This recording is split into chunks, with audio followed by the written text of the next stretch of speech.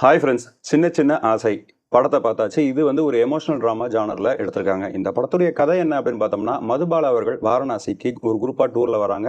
வந்த இடத்துல அந்த குரூப்பையும் அவங்களோட உடைமைகளையும் அவங்க வந்து மிஸ் பண்ணிடுறாங்க. ஸோ அதே இடத்துல இருக்கிற இந்திரன்ஸ் வந்து அவங்களுக்கு வந்து ஹெல்ப் பண்ணி அந்த குரூப்போட சேர்த்து வச்சாரா இல்லையா, இதுக்கு நடுவில் அவங்களுக்குள்ள நடந்த ஒரு எமோஷனல் ட்ராவல் என்னென்ன அப்படின்னு சொல்றதான் இந்த படத்துடைய கதை. ரெண்டு பேரும் பேசிக்கிற மாதிரி ஒரு கான்வர்சேஷன் ரிலேட்டடான படம் உங்களுக்கு பிடிக்கும்னா இந்த படத்தை நீங்கள் வந்து ட்ரை பண்ணி பார்க்கலாம். பட் உங்களுக்கு போதுமான அளவுக்கு ஒரு பொறுமை இருந்தால் தான் இந்த படத்துக்குள்ளே போய் இந்த படத்துக்கான மூட்குள்ளே செட் ஆகி உங்களால் இந்த படத்தை வந்து பார்க்க முடியும். இந்த படத்தோட கிளைமேக்ஸில் வந்து இதயம் கணக்கிற மாதிரியான ஒரு வழி நமக்கு வந்தாகணும். பட் அது எனக்கு பர்சனலாக வரல. ஏன்னா அதுக்கு தகுந்த மாதிரியான ஒரு முந்தைய சீன்ஸ்கள் வந்து கட்டமைக்கப்படலை அப்படிங்கிறது என்னுடைய கருத்து. பட் இருந்தாலும் நீங்கள் படத்தை பார்த்து முடிவு பண்ணுங்கள், உங்களுக்கு அந்த ஃபீல் வந்துச்சா இல்லையா அப்படின்னு.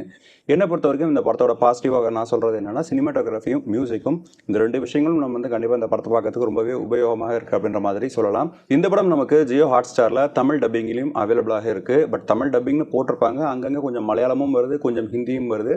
ஸோ எல்லாத்துக்கும் தகுந்த மாதிரியான ஒரு மைண்ட் செட்டோட இந்த படத்தை பார்த்தீங்கன்னா ஓரளவுக்கு என்கேஜிங்காக இருக்கலாம்.